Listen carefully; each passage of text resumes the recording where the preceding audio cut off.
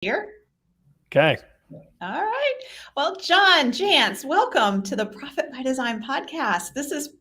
I think this is the second time I've had you on the podcast and the third time I've had the privilege of interviewing you. That is correct. But you're probably better remembering than me. So if you Well, say so, it is. I have a very vivid memory because I know that the first time you agreed to come on the Profit by Design podcast, I was so floored because in my early years when I was developing Tap the Potential and I was learning marketing was so foreign to me. And I knew I was just so determined if I was going to have a successful business, I knew I had to learn marketing. And so I was out there talking to people and asking, what are the best books on marketing? And duct tape marketing was consistently mentioned in my circle of coaches who were trying to build their businesses. And so it was such a huge and it's still such a huge honor to get to talk with you. And one of my favorite things about being a host of a podcast is getting to know people and being able to read a book and then have a conversation with the author. So as I prepared for the interview today, I came at it from the perspective of what is a business owner who's reading this book? What are they wanting to know more about? And so that's some of the questions I'm going to be asking you. I want to introduce you to our audience because not everybody may know you. So what you need to know about John Jantsch is he's a marketing consultant, speaker, and author of Duct Tape Marketing, as well as The Referral Engine, The Self-Reliant Entrepreneur, and The Ultimate Marketing Engine, which is his latest book, this book. He's also the founder of the Duct Tape Marketing Consultant Network, which trains and licenses independent consultants and agencies to use the duct tape methodology.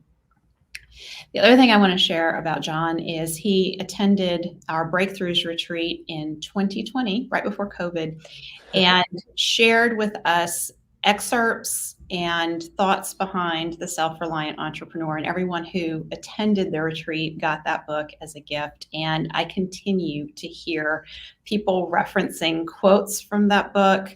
It's a very, very impactful book. Very different from the other books that you've written. So it was very challenging, but fun because of that, it was so different. Yeah. So I want to go with you on your journey as you've developed your business, because you started out like so many of us start out, that we have an idea that we want to be in business and we want it to be successful. You said you started a marketing consultancy practice and you just kind of scrapped things together and you realized that wasn't the way to build a profitable business. So take us back to some of the early years and some of the things that you learned. Well, yeah. So I did. I read out of college, actually. I went to work for an ad agency, and that's kind of where I learned the business, so to speak. But about 5 years in, realized that I kind of wanted to do my own thing. The only thing I really knew is I could hustle work. And sad to say, for a lot of business owners, that's half the job. And so being able to do that, allowed me to kind of get started and stay in business while I figured out, frankly, what I was going to do. My mark was going to be. I mean, I really kind of went out there and just, like I said, I got big projects, little projects, big companies, little companies, no real plan. But ultimately, a plan, if you stick with it, if you're able to be resilient, you stick with it long enough, a plan sometimes presents itself. I got a couple clients that I really loved working with that were traditional, very small businesses. And I really couldn't figure out how to work with them in the way that I had been trained, at least in the traditional sort of agency model. And so one day I just said, look, if I'm going to work with small business owners, here's what I've got to do. I got to be able to walk in and say, look, here's what I'm going to do. Here's what you're going to do. Here are the results we hope to get. And by the way, here's what it costs. Rather than what do you need? It was very much, here's a system that we install and here's what it costs. Do you want it or not? The first 3 people I think I mentioned that to were like, where have you been all my life? It's like, that's, marketing's kind of this crazy thing. We never know what we're getting. We never know what it's going to cost. And so in some ways, in trying to address my frustration, I tapped, maybe accidentally, into what is, I think still today, maybe increasingly one of the greatest frustrations with many small businesses when it comes to marketing. it's very hard to buy marketing services as a small business. You don't know who to trust. Everybody's selling a piece of the puzzle. There are so many more pieces of the puzzle today than there were 10 years ago. So somebody who said, look, we're going to make order of this. We're going to give you control back of your marketing. We're going to install a system and you're going to know what it costs, was something that was an innovation that I guess whose time had come. And so I built a full practice myself. I did not at that time want to then hire a bunch of consultants and train them in my own business. I wanted to stay lean. I enjoyed kind of that model that we were able to build. I started writing about my ideas online. That was about the time when people were really starting to get their information online. And that started attracting other independent marketing consultants, that attract publishers that wanted to publish a yet unknown book called Duct Tape Marketing. And so that was about 2007.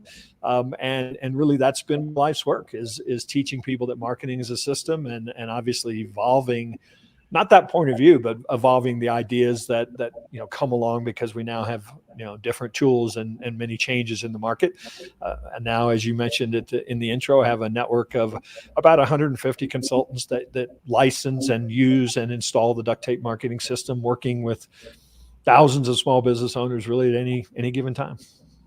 That's amazing. And so I'm really curious, because in the Ultimate Marketing Engine, one of the points that you just make loud and clear is we need to stop focusing on driving revenue and having transactions in our business, and really focus on the customer success. Yeah. What does it mean to our customers to be successful, and how do we go about setting them up for success and then growing with our customers? Which, by the way, we have many who listen who are big pumpkin planners. And I love the Ultimate Marketing Engine because it maps right onto how you pumpkin plan your business. And I think when you pumpkin plan, sometimes you can stop short. And in terms of getting to know your ideal customers and how you attract more of them. And you really spell out in the Ultimate Marketing Engine the how-tos for how you attract more of them by getting to know your best customers better and better, what success means to them, and the transformation that you create for them that's meaningful. Yeah. So I'm curious for you, as you look back on your own business journey from the very beginnings, how does that map onto the Ultimate Marketing Engine? What were you noticing that your clients wanted that provided transformation, and how did you stumble? I have a feeling it stumbled into it, because that's how we all do it. Absolutely. Yeah. So how does that map on for you? Yeah. So one of the biggest, people always ask, what's the biggest mistake small business owners make? The one that I see always is, if we sell a product or a service, there is this belief that anybody who needs that product or service is a potential customer, or even if they kind of need that product or service, they're a potential customer. And I get it. I mean, I'm not against revenue by any means. And that person shows up with today's dollars saying, I want to pay you to do this. And you think, well, we don't really do that, but how hard could it be? We get really sucked into that trap of chasing today's dollars. And what I think that is so hard and really takes time and experience to learn is the opportunity cost that's lost in doing that. Meaning that if you've already got an ideal customer, a customer that you provide a lot of value for, your best use of your time, actually, instead of learning today's new social platform of the week, might be on really spending time figuring out what else could I do that would deliver value to these people that already trust us. I mean, we all know this. I mean, I'm not telling anybody anything they don't know. We all know it's so much easier to do more business with people who we've already gone through the whole thing of convincing them we're the real deal. And now they just want to know, what else can you do for me? But it's so easy it happened to me today. I had a company write to me from a software company in Israel that wanted me to do a project that really sounded kind of fun, but it's not our main thing. That's not our main client, but they wanted to throw a bunch of money at me to do it. And that's the hard part, is we have to actually get good at saying, I can pay the bills today, so I don't need to take that money. Obviously, that's one decision. But I also know and have learned that the time and energy and focus that it would take to figure out how to do that piece of business would take me away from something that would actually pay me for years in doing work with my existing clients. That is such a good point. I hope everyone hears that. I think it's one we need to be reminded of over and over because it's so tempting to, the dollars are right there. We can make it work somehow, but it takes us off track from serving our top clients and customers. So when you think about, you have let me take it from this angle. You have a great story about your members only jacket in the 1980s. And I remember I had a members only jacket too. And I remember the feeling that I had when I put that jacket on. And you talk about creating members rather than customers. And that's a whole different relationship. So what does that mean to create members? Yeah, it's funny. Just as a side note, the slogan for members only jackets is "When you put it on, something happens." So They seeded that, right? that's what we all bought into, right? And then I kind of jokingly say, then I looked around one day and I was a member only. No, nobody else was wearing them, right? But I brought that in because it's a funny story, but it was really to highlight the point of this idea of what if we viewed our customers more like members. And I spell out, I don't mean a membership model or a subscription model or Costco. I mean, those are all decent business models. I'm really talking about more about a point of view about almost the idea that somebody wouldn't necessarily be a customer, they would join our business because of what they believe that they could get from that. And I think that, the mission of our business then is, if we're going to view somebody as a member, we're going to figure out where they are today and where they want to be, where they want to go.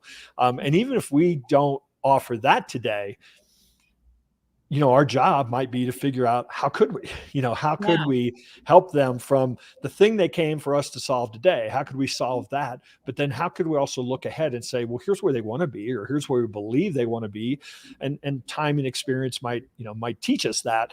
But then it's all about kind of building the business to take people from the next stage to the next stage to the next stage, and ultimately almost view that our relationship is one for life, potentially, if we can continue to do that. And I think what that does is it not only allows us to really have a rock solid business that's focused on an ideal customer, I think it actually allows the business to mature and kind of in some ways have the roadmap spelled out for you as far as where your next move needs to be, what you need to do in order to scale that business. And it's an oversimplification, but it really does come down to then saying, okay, we're going to focus on this small group of ideal customers, and really our growth is not going to be from a line extension or from going into another niche market. It's going to be growing and scaling with our existing best customers. Yeah. And I will say, as one who works with a lot of small business owners, oftentimes there's not capacity to go into another market or to add a different product line. And one of the biggest problems we solve at Tap the Potential is helping business owners take their lives back. Yeah. And when we really focus on look at the products and services that are in your business that are not profitable, that are actually they might be costing you more money, and give yourself permission to let go some of that good pumpkin planning so that you can focus on those top customers. One of the things that just happens is that feeling of, oh, I'm so much lighter. Our team is so much lighter. So many of the problems and challenges just go away. So on the feeling level, what you're describing, the process that you're describing, is very impactful for a business owner. Well, and let me throw another benefit at it is it takes away price resistance as well. Yeah. Because that person that already believes in you, I mean, if you went out there and said, you know what, I'm going to start a business where people can come to my house for a weekend and spend $6,000, $8,000, $10,000, and I'm going to put it out there to the world. Well, maybe some people would take you up on that because your sales copy was great. But I guarantee you the people that had spent $500 with you that already got some value, that realized, oh yeah, this is the real thing. I mean, they're going to line up for that. And obviously I'm talking about part of your business model that exists today. But I think that's where I'm guessing, you started out, you got clients, you started building things, you started building an audience, and all of a sudden then you start thinking, what's the next thing for them? Well, it's this retreat. Or Yeah. what's the next thing for them? Well, it's this mastermind that they're only a part of. I mean, and I think that that's just a brilliant way to really scale a business, because you will have a percentage of those clients that are like, what do you got next for me? And it takes very little explanation and they expect to pay a premium. Yes. So you just nailed it in what you described, and I will share, inside peek into Tap the Potential and how we developed our retreat. Is it used to be just offered exclusively for our clients that we had at that time it was individual coaching. Now it's groups. And then someone said, I'd like to invite my friend. Can we open it up so that it's available to the public? And then we thought, well, yes, we should make it publicly available. And so for 2 years, we had the retreat that we marketed out there to the public. And it was the hardest work. It was so expensive and it was exhausting. I remember one night doing a webinar and it was like 8 p.m. I lost my voice because I had been talking to people all day long. We were trying to fill that retreat. And I just thought, this is crazy. And so we decided the next year, we're going to keep it to clients who are already in our Better Business, Better Life program. Those are the ones who are eligible to attend the retreat. It's a smaller retreat. It's more intimate. And we have higher quality. The participation and what people get, it's very high quality because of that. But from the business owner side, it's made my life so much easier. Absolutely. So it's firsthand experience of what you're describing. So, as you wrote the Ultimate Marketing Engine, you wrote it in the middle of COVID. Yeah, I did. When did the idea for the book start, and how did writing it during the height of COVID impact what you share in the book? So I have to be brutally honest. The idea for the book started when a publisher said, we want you to write a book. Here's a contract. Here's your deadline. I mean, let's face it, that's part of writing books. But I really did. I mean, I signed the contract like March 15th, Wow. right when we were all starting to go, oh my gosh, is the world ending? And so my first thought was, what a terrible time to write a marketing book. I mean, nobody wants to, I don't want to write about how to market in a time of COVID. I mean, we all got all of those emails and blog posts that everybody saw, like the things to do. And, I was like, no, nobody wants to read that, especially now. Yeah, we're over it. But what I did see was the impact of being meaningful to your customers, the impact of really being strategic in your marketing, as opposed to jumping around those are the businesses that really survived and thrived in many ways, were the ones that were meaningful already in the lives of their customers. So this idea of this tactic obsession that, that everybody in marketing seems to be all about these days, was really what I wanted to not write about. And I wanted to write about what I saw happening is sort of a return to being more human, a return to actually being customer centric instead of just talking about being customer centric.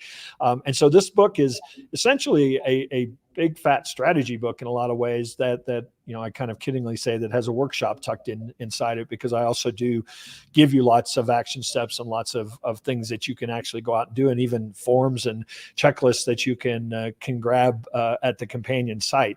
But first and foremost, it's really about a long-term point of view and approach. Yeah, and I will say that's what really impressed me when I picked it up and started reading it, because my question was, I wonder how this is going to be different from duct tape marketing or the referral engine, because both are great. So, what is John going to take on that's different? And I think so much right now we are craving connection with people because we've been socially isolating for a long time, but also because so much of the media out there is kind of the spray and pray approach. You send out an email or you do something virtual. And so what I really think is missing is that personal connection. And how do we bring our marketing down to the personal level and really build relationships Yeah. with our clients and customers so that we know what the transformation is that they're seeking. And since the book has come out and you've had some feedback, you've had people utilizing it, what are you seeing as the places where people are stopping short? Like maybe they're taking chapter 1 and they're going gung ho, or is Sure. chapter 2. Where's the goal that's being Yeah. missed?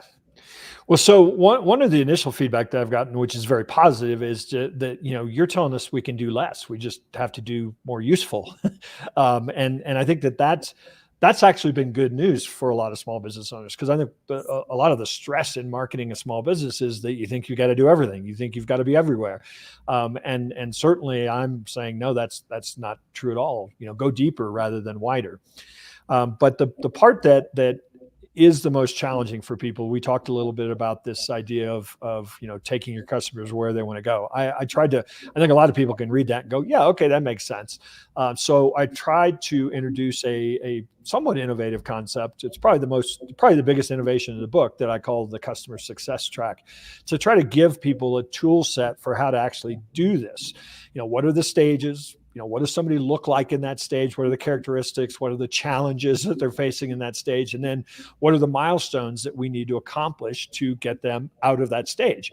And I map it out completely for marketing. If you get this book, if nothing else, you're going to have the complete roadmap for what you should be doing in your marketing as you progress and mature through those stages. But my real hope and goal is that people take this and say, hey, I can apply this to my business as well. It doesn't matter what I do, even if it's a home service business. Obviously professional services, certainly Sabrina, the business you're in. The idea of a customer success track is pretty easy for you to conceptualize and apply. But I think that many, many other businesses who hadn't really thought of this idea of maturing their customers, it's going to be the real sort of proof in, can people wrap their arms around this? And, I give a lot of tools, and I'm going to be doing workshops, just around that idea, because I think it's probably the hardest part for people. And I've actually had some feedback from people who've read the book and said that idea, I just don't see how this would. I'm a remodeling contractor. How would this apply to my business? Yeah, so let's take that, because we have a lot of remodeling contractors that listen to Profit by Design. Yeah. So once the job is done, how do you nurture that? Well, so I think that, first off, I think you can create a customer success track in the way in which you serve the customer. So, there are many stages already built into, say, remodeling. Yeah. In getting the work done, getting the design done, figure out how you're going to start, getting the work done, all the changes that happen, making sure that people, are thrilled at the end of it. So there are many kind of stages built in. And so, first and foremost, if you did nothing but map out what those stages are, map out what's going on, map out how your customer is going to be feeling in those stages, for example, because I guarantee you when drywall sanding comes around, they don't feel very good. And so just having an understanding around those, but then also documenting, what are the milestones that we have to make sure we get across or we communicate or have happen. In a lot of ways, you will create a better service, roadmap by doing that. But I think then at a bigger level, what else is going on in your customer's ecosystem? What are other things that maybe they're not hiring you to do that are part of them having a better life in the home that you remodeled? Yeah. And I think that's what gets people, if you start thinking about that, and so then you're focused on the result or the impact that you're having, as opposed to simply, we signed a contract to do this, we delivered, see you later. Yeah. But so that's where I think the idea wheel needs to start for you.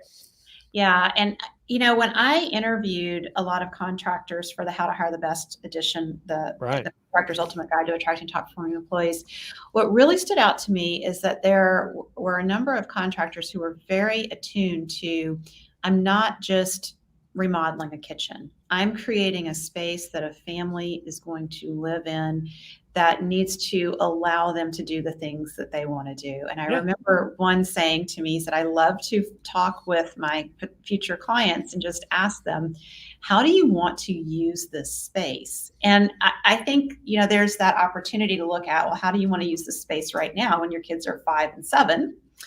Versus, thinking through, well, what might you want to do when they're 10 or 12 or 15 or 20? What does that look like? And then start thinking about, what is this client going to need down the road that where possibly I might be relevant again? And how do we maintain a relationship and stay relevant in their lives? And the other piece that I would imagine people might stop short on in the Ultimate Marketing Engine is the fourth and final phase, which is scaling with your customers and teaching them how to refer and really like showing what you're doing in your business and helping them and supporting them and applying it for themselves. Yeah, the whole fifth step actually is yeah, no, that's all right. It's ultimately I even start that chapter, I think, saying this is essentially about referrals, because that's really the ultimate way to scale with your customers, is either through them referring you, through strategic partnerships that you can create, by bringing, your clients. Obviously, this work mostly in a B2B arrangement, but bringing your client together, teaching them how to market better, teaching them how to get more referrals. Even if you're a remodeling contractor, think about bringing your subs together and teaching them how to build better businesses. I mean, guess who they're going to turn to anytime somebody wants to remodel a home. I mean, that's kind of the idea. I mean, even going to your existing, customers. And I talk about this idea in that, last step, of going to your best customers and let's say, I'll give you an example. This is the best way to explain it. I had another author come to me and say, look, I've got, 5 books and I speak on big stages, but I don't really have a brand. I don't really have any back end products. We want to develop a whole roadmap for that. Mm-hmm.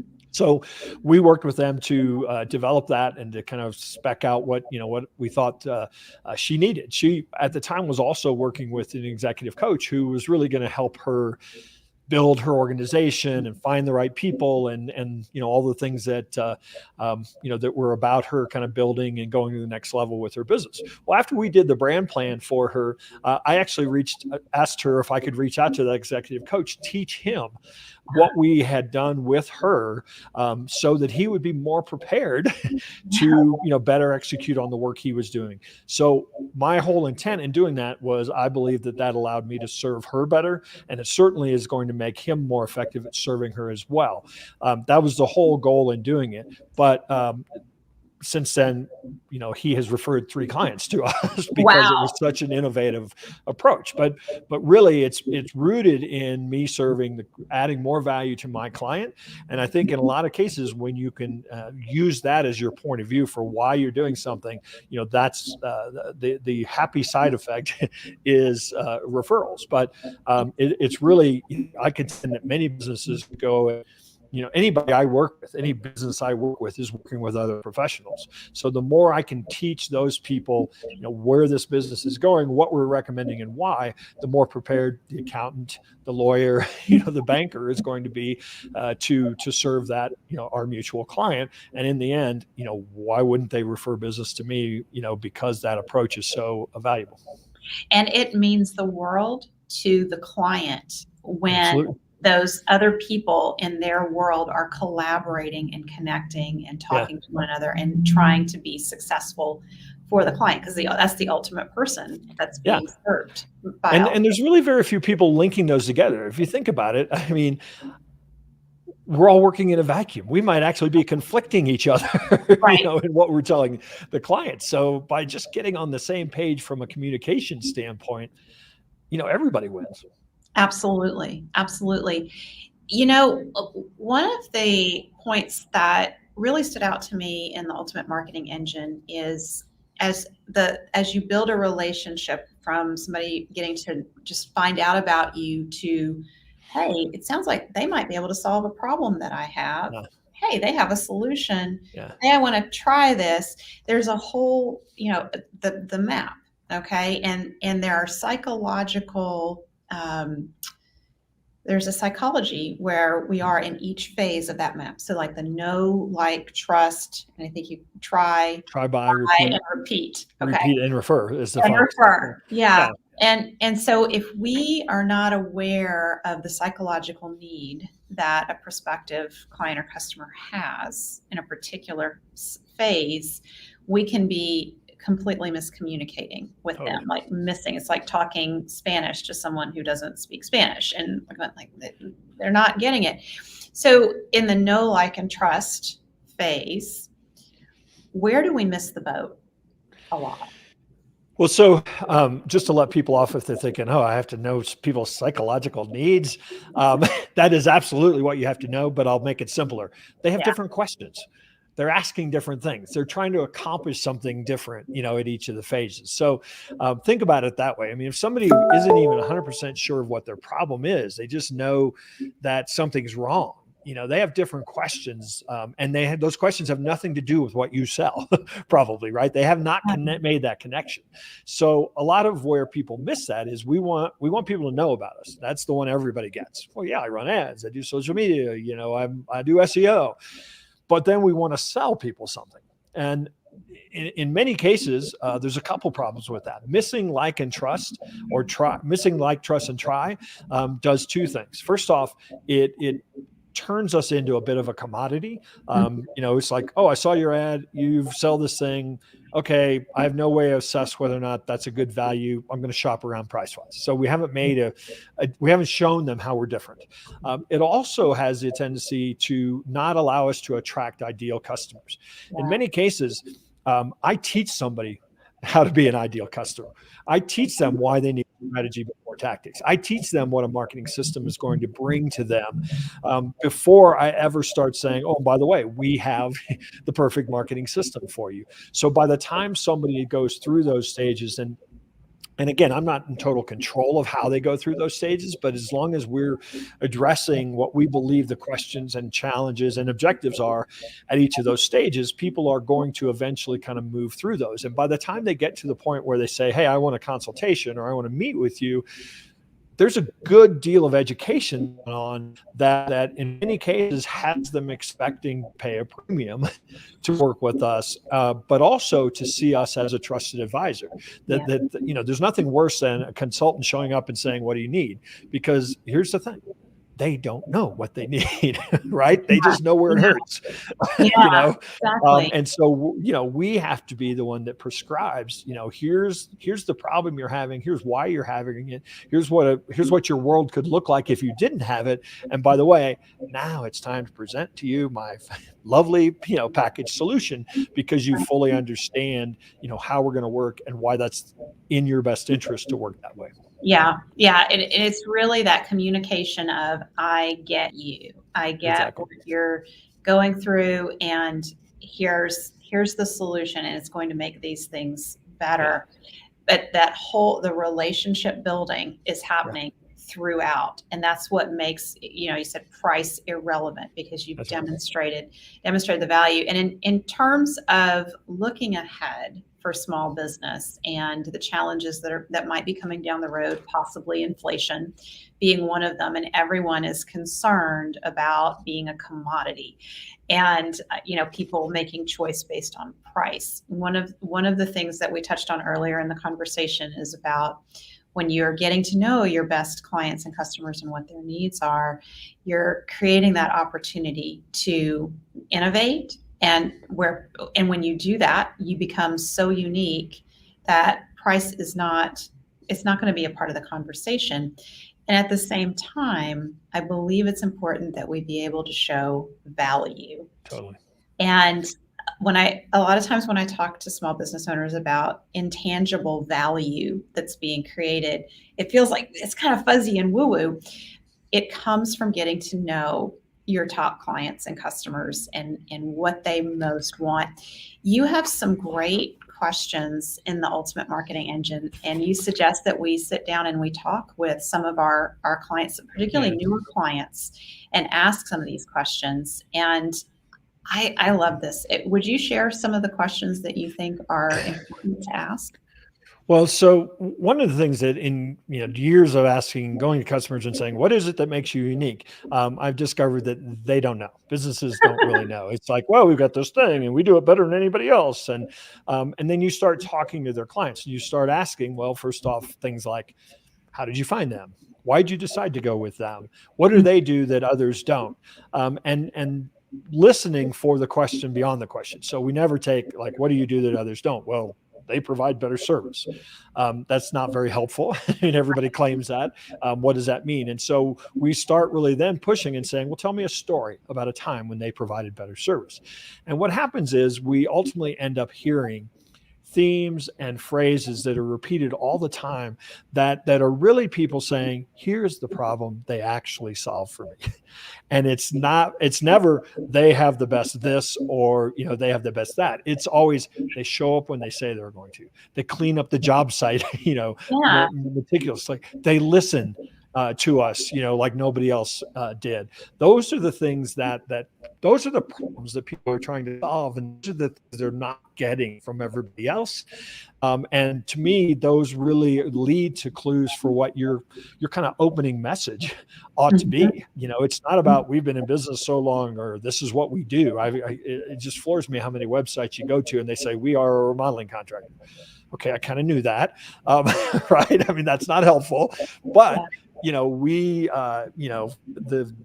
have something along the lines of talking about the experience of getting remodeled is your home remodel is just as important as the finished product. Now that's starting to address what's really bothering me. That's starting to address the problem. I actually come out and just plainly say nobody wants what we sell. I mean, they want their problem solved. And one of the ways that you communicate instantly that I get you is to get the problems that your business is solving for your ideal customers. And, in addition to those interview questions, which we do all the time and have done for years, increasingly today, people are turning to Google and leaving those 5-star reviews. Mine, every single one of those, for the words and the phrases that come up time and time again, because that's some of the gold. Not only could become your core message, it could be topics for blog posts, it could be email subject lines. Use the words of your customers because they can say it in a way that probably your other ideal customers want to hear as well. Yeah, I cannot agree more that that is the gold. Use their language. Don't, I think sometimes when we do the pumpkin plan with our clients and they do the wish list interviews and they don't take notes on what's being said, or they just or make a summary of what was said, you miss all the subtlety of the words and phrases that your top clients are using. And it's those words and phrases like attracts like. So when you use those words and phrases and put them out there, it will catch the attention of the right people That's for you to do business with. The wrong people will go right past them because they don't speak the same language. and look for those phrases that are emotionally charged. I mean, that's the real gold. I mean, I'll give you one example, and this sounds really goofy, but we had a lawn service. It was a subscription lawn service there in Texas, so they mowed year round, and I think they had some line about like lawn mowed for as low as basically all on price. We looked at their reviews, we interviewed their customers, we saw like 4 times somebody saying, I just love coming home on mowing day.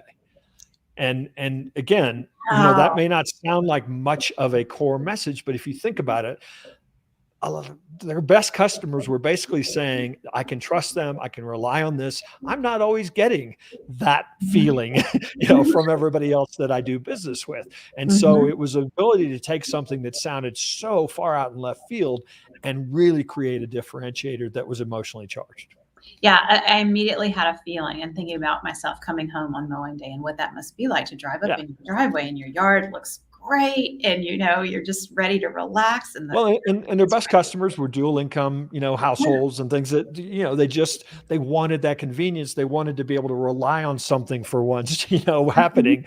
mhm. And so it changed the entire sort of positioning, of their company, by just reading the words that their best customers were actually telling them. Yes. And I also want to say one of the mistakes that I see business owners make around this is when you read through your customer reviews, or if you interviewed and you're reading the transcripts, you will see things that your customers say, and there's so much a part of who you are and how you just naturally do business. You'll take it for granted. You'll say, Right. yeah, of Very course much. we do this. What's the big deal? Yeah, that's mom told me how to treat people. Exactly. But that is your biggest opportunity to Exactly. differentiate. They're commenting on it because somebody else didn't do it for them. Yeah, It exactly. matters to them that you did it. And yeah, So don't take that stuff for granted. Pull it out and really look at how do we use this to attract more of the right customers. absolutely. Yeah. John, this has been a really fun interview. I'm honored that I've gotten to read the book now twice. I've given it to our team members. I highly recommend small business owners, particularly if you're pumpkin planning your business, and I know many of our listeners are. This is a great book to accompany that.